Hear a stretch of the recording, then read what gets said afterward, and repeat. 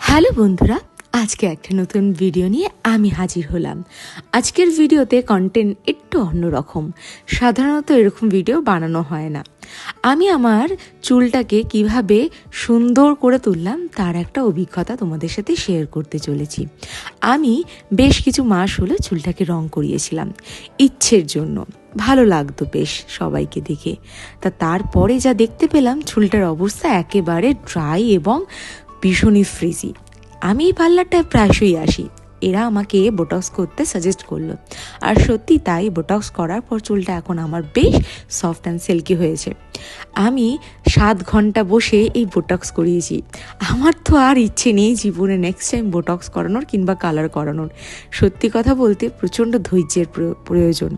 প্রথমে আমার চুলটাকে ধুইয়ে ড্রাই করিয়ে নেওয়া হলো, তারপরে ক্রিম চাপানোর আগে চুলটাকে ভালো করে সেপারেট করে নেওয়া হলো। তারপরে ওই ক্রিম বা অ্যাপ্লিকেশনের যে প্রোডাক্টটা সেটা আমাকে মাখিয়ে অনেকক্ষণ ওয়েট করতে দেওয়া হলো, যাতে চুলটা পুরো ড্রাই আউট হয়ে যায়। আমার চুলটা না ড্রাই হতে বেশ খানিকটা সময় নিচ্ছিল, আর খানিকটা তো ড্রাই হয়ও নি। তাই ওরা আবার ড্রায়ার দিয়ে সেটাকে ড্রাই করার চেষ্টা চালিয়ে যাচ্ছিল।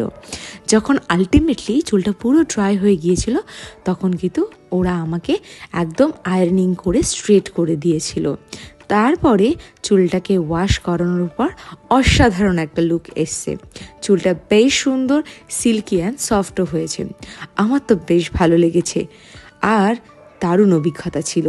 তবে একটাই দুঃখ, অনেকটা সময় লেগেছে। কোমরের অবস্থা একেবারে দুরবস্থা। তো চলো, টাটা, দেখা হবে নেক্সট ব্লগে।